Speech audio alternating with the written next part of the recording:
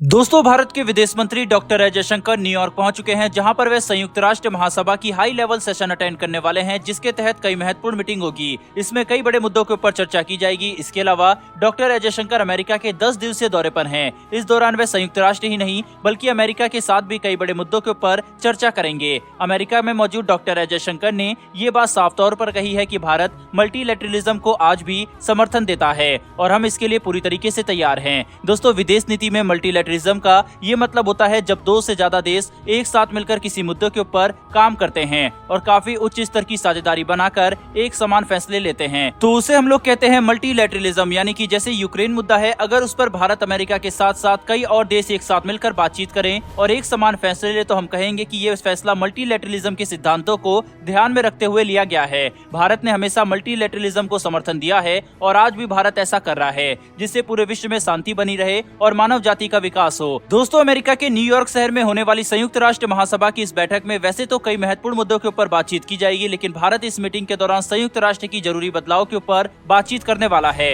इसके अलावा भारत अमेरिका के साथ भी अपने रिश्तों के ऊपर मंथन करेगा, ताकि भारत और अमेरिका के रिश्तों को भी और ज्यादा सुधारा जा सके। लेकिन भारत का मुख्य मुद्दा यहाँ पर संयुक्त राष्ट्र में बदलाव को लेकर ही होने वाला है। दोस्तों, हमने देखा है कि पिछले कुछ समय से भारत लगातार संयुक्त राष्ट्र में बदलाव को लेकर काफी ज्यादा एक्टिव हो गया है। भारत काफी बढ़ चढ़कर संयुक्त राष्ट्र सुरक्षा परिषद में बदलाव को लेकर बयान दे रहा है। इसके अलावा भारत की इस कोशिश को फ्रांस जैसे मित्र देशों का भी पूरा समर्थन मिला है। जैसे कि फ्रांस की विदेश मंत्री कैथरीन कोलोना जब भारत आई थी, तो उन्होंने ये बात साफ तौर पर कही थी कि फ्रांस भारत के संयुक्त राष्ट्र सुरक्षा परिषद में स्थायी सदस्यता को पूरा समर्थन देता है। इसके अलावा समय समय पर अमेरिका, ब्रिटेन और रूस ने भी भारत के यूएनएससी स्थायी सदस्यता को अपना समर्थन दिया है, लेकिन हर बार केवल चीन ही भारत के लिए परेशानी खड़ी कर देता है। चीन भारत के लिए काफी बड़ी परेशानी बन चुका है। दोस्तों, चीन न केवल भारत के साथ सीमा विवाद में उलझा हुआ है, बल्कि अंतर्राष्ट्रीय स्तर पर भी चीन भारत को काफी नुकसान पहुंचाने की कोशिश कर रहा है। चीन सबसे पहले तो संयुक्त राष्ट्र सुरक्षा परिषद में भारत की स्थायी सदस्यता में सबसे बड़ा अड़ंगा बना हुआ है। इसके अलावा समय समय पर चीन ने आतंकवादियों को भी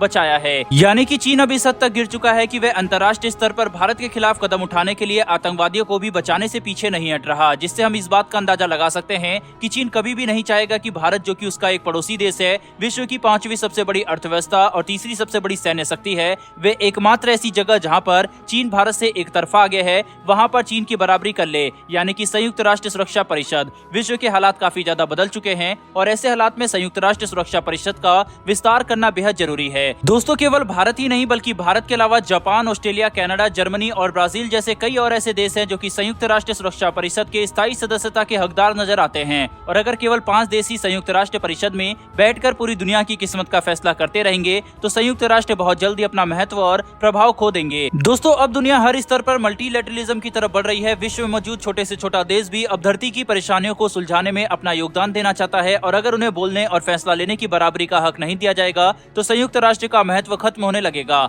हमने ये देखा है कि कैसे संयुक्त राष्ट्र न तो पेंडेमिक को रोक पाया और न ही संयुक्त राष्ट्र रूस, यूक्रेन और अर्मीनिया, अजरबैजान युद्ध को रोक सका है। कुल मिलाकर देखा जाए तो संयुक्त राष्ट्र विश्व की सबसे बड़ी परेशानियों को सुलझाने में लगभग पूरी तरह से नाकाम रहा है। ऐसे में भारत के विदेश मंत्री का स्वयं संयुक्त राष्ट्र के बदलाव के बारे में बात करना काफी बड़ी घटना होने वाली है। भारत अपनी पूरी कोशिश कर रहा है ताकि समय रहते हुए संयुक्त राष्ट्र में जरूरी बदलाव किए जाएं और संयुक्त राष्ट्र को मौजूदा समय के हिसाब से प्रभावशाली बनाया जा सके, ताकि यूनाइटेड नेशन सच में विश्व की परेशानियों को सुलझाने में अपना योगदान दे सके, बजाय केवल बैठकर उन्हें देखने और बयान देने के। डॉक्टर एस जयशंकर का ये 10 दिवसीय अमेरिका दौरा केवल अमेरिका से रिश्तों को नहीं सुधारेगा, बल्कि संयुक्त राष्ट्र में भी भारत का प्रभाव बढ़ाने वाला है। इसके अलावा डॉक्टर एस जयशंकर कई और देशों के रिप्रेजेंटेटिव से मुलाकात करेंगे, ताकि भारत लगे हाथ उन देशों के साथ अपने अलग अलग मुद्दों के ऊपर बातचीत कर सके। दोस्तों, कुल मिलाकर देखा जाए तो ये न्यूयॉर्क दौरा काफी ज्यादा बड़ा और महत्वपूर्ण होने वाला है, क्योंकि यहाँ पर विश्व का लगभग हर देश अपने रिप्रेजेंटेटिव को लेकर पहुंचेगा। इसीलिए कूटनीतिक मामलों पर बातचीत करने के लिए ये सबसे अच्छा समय होने वाला है, और इसीलिए भारत भी अपनी पूरी कोशिश करेगा